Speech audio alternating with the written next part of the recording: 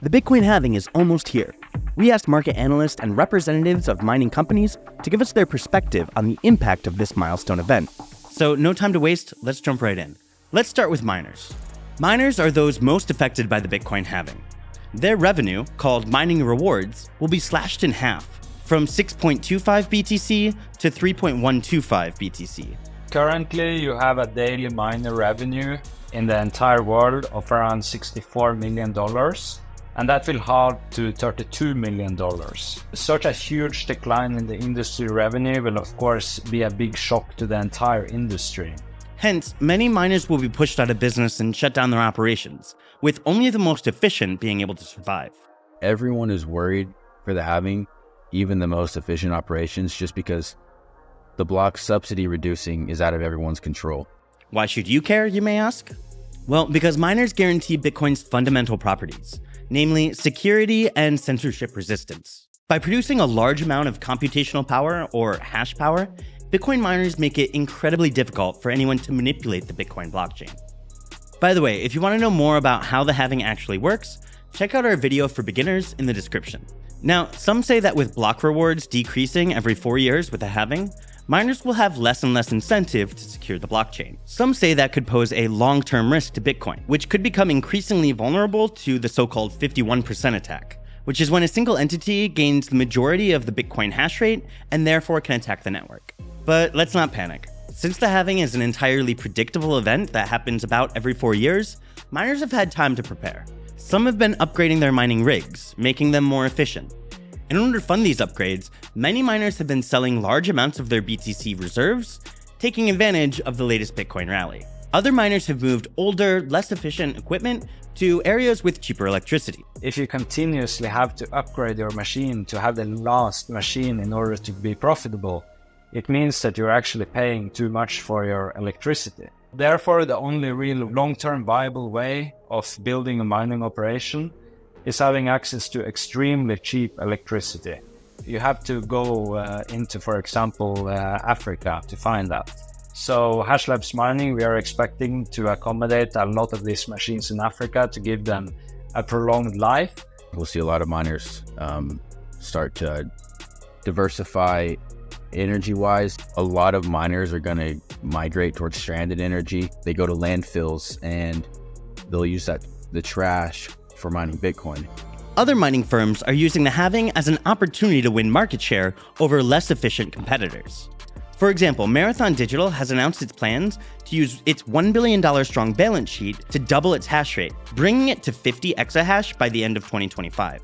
Lastly, let's not forget that, besides the block rewards, miners have a second source of revenue: transaction fees. But at the moment, transaction fees only constitute a small percentage of the miner's revenue. For example, in March this year, only 4% of revenue came from transaction fees. But this situation is likely to change in the future. We're going to see more and more activity on the Bitcoin blockchain.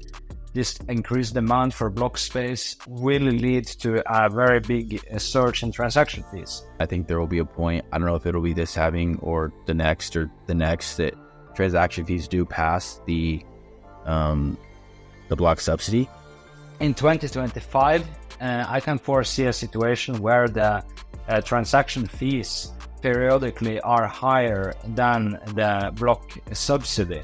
One of the reasons why transaction fees are likely to increase in the future is the emergence of ordinals, or NFTs on the Bitcoin blockchain. This new Bitcoin use case has gained traction in the last year and a half, significantly boosting transaction fees on the Bitcoin blockchain. Thus far, ordinals have generated approximately $240 million in transaction fees, and this trend is growing. So even though the halving will decrease mining profitability, I still think the hash rate will continue to increase. I don't think we will see a very large drop in hash rate after the halving. Maybe around 10% or less. Finally, the widespread expectation is that Bitcoin's price will increase significantly in the months following the Bitcoin halving, which should compensate for the diminished rewards in terms of block subsidies. If you're selling 100% of your Bitcoin to cover your expenses and your capital expenditures, and the Bitcoin price doubles, well, now you only need to sell 50% of your Bitcoin to get the same amount of dollars. The impact of the halving on pricings is what we're going to discuss next. Will the halving impact Bitcoin's price? Let's distinguish between the short and long-term impacts on price surrounding the Bitcoin halving. From a price perspective, the halving may initially appear as a non-event, primarily because its occurrence is fully anticipated and thus already factored into market prices. However, given high levels of speculation and anticipation surrounding this event, heightened volatility is to be expected, particularly around the halving date. We may even witness a post-halving pullback due to the classic buy the rumors, sell the news phenomenon. However, it's in the medium to long term that we can expect the most significant impact on prices. The halving effectively slashes the supply of new Bitcoin in half. According to the fundamental law of supply and demand, a decrease in the supply of new Bitcoin, coupled with stable or increasing demand, should theoretically lead to a surge in Bitcoin's value over time. At least, that's what happened on the occasions of the previous Bitcoin halving. As you can see in the chart, Bitcoin has surged in the 12 months before and after each halving. The biggest appreciation has happened in the months following the event. You can also notice the impact of the halving on Bitcoin's price has been decreasing over time. This is because the reduction in new supply decreases with every halving. And this is why most analysts believe Bitcoin's price increase will be significantly less than in previous halvings. Bitcoin volatility will continue to decline versus beta and versus gold. So right now it's about 3x. It used to be 10x. As you get more and more people involved in this asset, arbitraging, buying, selling involved, it will continue to squash that volatility. Still, many analysts believe Bitcoin's price could double in value before the end of the year. Again, we need to stress that these are just predictions. There's no guarantee that Bitcoin's price will surge after the halving. At the end of the day, there were just 3 previous Bitcoin halvings, which is a pretty small sample size to base a whole theory on. Also, the Bitcoin halving doesn't happen in a vacuum. There are other external factors that could influence its outcome, some of which were not present during previous halvings. One of which is the spot Bitcoin ETF, which was approved in the US in January. Spot Bitcoin ETFs has been attracting billions of dollars from institutional investors in just a couple months. This unprecedented demand, coupled with the supply shock of the halving, could lead to potentially huge Bitcoin price surges. It had already happened.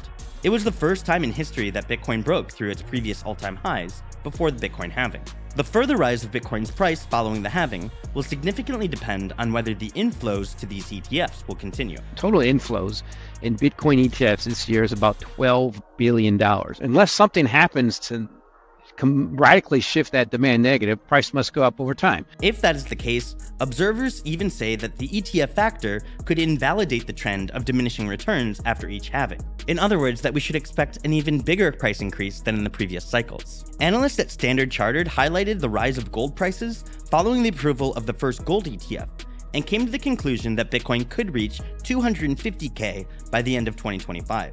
The big picture of the economy is another factor that will determine Bitcoin's price after the halving. In the past, post-halving rallies happened when there was a lot of money floating around the global economy, which was good for risky investments like Bitcoin. For example, the last halving occurred during the COVID pandemic, when governments were pumping lots of money into the economy to help it recover. But now things aren't the same. There's not as much money floating around globally, and the Federal Reserve still has interest rates quite high. The key thing I'm concerned about is a backup in beta and the impact it'll have on Bitcoin. If you look at 10-year yields in the US, they're 4.3 or so. And most of the rest of the world, in Europe, they're 3 and 2 handles. In China, it's a 2 handle. That's an indication that bond yields see global recession coming. And we just have to see if Bitcoin can trade more like gold when beta goes down than more like beta. And I suspect with a high volatility, it's still at risk of a decent drawdown. Regardless of what the impact on prices might be, the halving remains one of the properties at the core of Bitcoin's fundamental value.